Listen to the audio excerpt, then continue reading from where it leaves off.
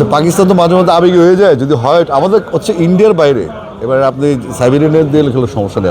আমিও একটু আগে আমাদের প্রেসিডেন্টকে জিজ্ঞেস করেছিলাম যে এরকম কোন নিউজ আছে কিনা। আসলে এরকম কোনো নিউজ নাই আমাদের কাছে, আইসিসিতে কোনো চিঠি আমরা পাইনি এই বিষয়ে। তাহলে কি একটু বাংলাদেশ চাপে পড়ে গেল কিনা? কারণ ইন্ডিয়ান মিডিয়াগুলো যেভাবে নিউজ করছে বাংলাদেশ মিথ্যা কথা বলছে বা এরকম কিছু। ইন্ডিয়ান নিউজ ওদের মতো ওরা করুক, আপনারা আমাদের প্রপার নিউজটা দিয়ে দেন, তাইলেই হবে। আচ্ছা, ব্যাপারটা কি এরকম হচ্ছে আসিফ ভাই যে প্রপার নিউজ আমরা ডিসক্লোজ করবো তো, যে চিঠি পাই আইসিসি কি বলছে, ডেফিনেটলি আমরা জানাবো আপনাদেরকে। সমন্বয়ের অভাব আছে কিনা, মানে এক পাশ থেকে এক ধরনের বক্তব্য, বিসিবি থেকে যেটা না করা হচ্ছে, মানে সমন্বয়ের অভাব হচ্ছে? দেখেন, প্রথমত হচ্ছে আমাদের দেশে আমাদের একটা নেচার আছে, আমরা আসলে একটা অস্থিতিশীল থাকি এবং খুব দ্রুত কথা শুনিয়ে আবার ভুলে যাই। তো এখন আমাদের যে অবস্থানটা, আমাদের জায়গা থেকে কিন্তু আমরা হুটহাট করে কথা বলতে পারি না। একটা সিদ্ধান্ত যদি পাই, আমরা যখন বোর্ডে মিটিং করি বা বোর্ড থেকে একটা সিগন্যাল পাই, তখনই আপনাদেরকে এসে বলি, অথেন্টিক যেন হয়। আর আমরা এখন যত তথ্য আপনাদেরকে দিয়েছি, আসলে আমরা এমন কোনো তথ্য আপনাদেরকে দেই যেটা বোর্ড কর্তৃক ফিল্টার্ড না।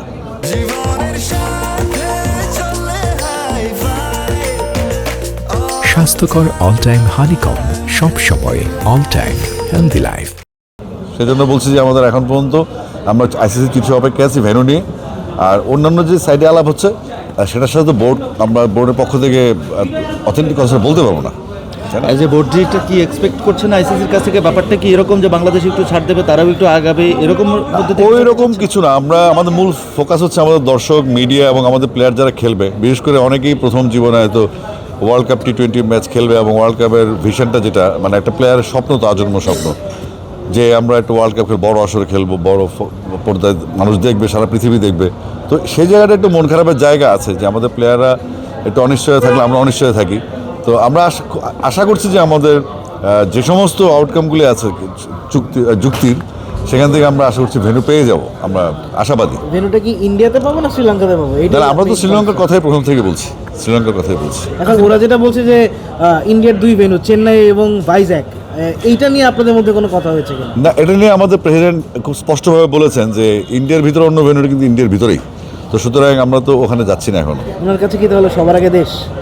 অবশ্যই সবার আগে দেশ। আমাদের আত্মমর্যাদা সমুন্নত রাখতে হবে সবসময়। আমরা যেখানে যে কাজ করি না কেন, দেশের উপরও কোনো কিছু নেই। আসলে আইসিসি যে ডিসিশনই দিক, আমরা কি তাহলে আমাদের যে ডিসিশনটা ছিল ওইটাই স্টিক থাকবো? জি, ইনশাল্লাহ, ডেফিনেটলি। আসিফ ভাই, বিভিন্ন নিউজ দেখেছেন এবং অন্য দেশের মিডিয়া থেকে আসলে যেগুলো আসলে সত্য নয়, বাংলাদেশ যায় পয়েন্ট দিয়ে দিতে হবে এরকম, এটা কি আসলে একটা অংশ কিনা ওই মানে চাপে ফেলার জন্য? না, আমরা তো আসলে অতীতে যে রেকর্ডগুলো ছিল, অস্ট্রেলিয়া, নিউজিল্যান্ড না যাওয়া, শ্রীলঙ্কা না যাওয়া বা পাকিস্তান চ্যাম্পিয়ন্স ট্রফি নিয়ে যে ইস্যুগুলো অতীতে ছিল, যে ঘটনাগুলো ঘটেছে, সেটার পরিপ্রেক্ষিতে আমরা কথাগুলি বলেছি। এবং আমাদের যে টিমের আমরা যে ডিসিশন নিয়েছি, আমরা যে ইন্ডিয়াতে খেলবো না, সেটা কিন্তু আপনাদের যত প্রপাগান্ডাই হোক বা যত যুক্তি আসুক বা যতই উড়া খবর আসুক, আমরা কিন্তু ওই আগে স্ট্যান্ডে আছি। এবং আমি বললাম তো এখানে আসার আগে আমি প্রেসিডেন্ট মহোদয়কে জিজ্ঞেস করেছিলাম যে আমাদের কাছে আপডেট খবর কেন, আমাদের তো মিডিয়ায় কথা বলতে হবে, মিডিয়া জানতে চাইবে এবং আমরা যেটা বলবো সেটা তারা অথেন্টিক মনে করবে, কারণ আমাদের কাছে তথ্যটা আসবে। তো সেক্ষেত্রে আমাদের ডাইরেক্টর্স গ্রুপ বা আমাদের কাছে এখন পর্যন্ত কোনো মেইল আমরা পাইনি যে শ্রীলঙ্কা হবে না, ইন্ডিয়া যেতে হবে, এরকম কোনো সিদ্ধান্ত হয়নি। আসিফ ভাই, আপনি আজকে নাজমুল ভাইয়ের সাথে ছিলেন এবং নাজমুল ভাই অনেকদিন ধরে আলোচনার মধ্যে আছেন, তার সাথে কি কথাবার্তা হয়েছে এবং তিনি তার ওই অবস্থায় অনড় আছেন কিনা একটু বলবেন? নাজমুল ভাই স্ট্যান্ড স্টিল, উনি যেটা বলেছেন সেটাতে তিনি অটল আছেন এবং অনড় আছেন এবং তিনি এটা নিয়ে মোটেও চিন্তিত না। প্রেসিডেন্ট বলেছেন রিজয়েন্টার দেওয়া হয়েছে, বাট এটার ব্যাপারেও আসলে আমরা ওইভাবে প্রেসিডেন্ট যদি বলে থাকেন তাহলে এটা আমার মনে হয়, আমি ঠিক জানি না এটা। উনি তো বলেছেন রিজয়েন্টার দেওয়া হয়নি। এটা আসলে আমরা ওই দিন রাত্রেবেলা কিছু পত্রিকায় কিছু নিউজ এসছে, যারা মানে তথ্যবহুল ছিল না, তথ্য নির্ভর ছিল না তথ্যটা। আমরা পরে আবার অন্য একটা টিভি চ্যানেলে দেখলাম যে এখানে এই বিষয়ে আমাদের সঙ্গে কথা হয়নি। আসলে ওনার কথায় আপনার স্ট্যান্সটা কি, আপনি কি এগ্রি করেন? দেখেন, নাজমুল ভাই একজন বিজ্ঞ মানুষ, উনি একজন সৎ মানুষ এবং উনি খুব প্রিন্সিপাল মেনটেন করেন। অনেক যতটুকু চিনি বিসিবিতে কাজ করার ফলে উনি আসলে একজন সলিড মানুষ এবং ওনার যে কার্যক্রম এখন বিসিবিতে, আপনারা শুধু যেটা অপেক্ষা করেন, একটু অপেক্ষা করেন আরও কয়েকটা দিন। আমাদের সব শ্বেতপত্র যখন আসবে আপনাদের সামনে, আপনারা এনজয় করবেন যে নাজমুল ভাই কী জিনিস, তখন বুঝবেন আপনারা।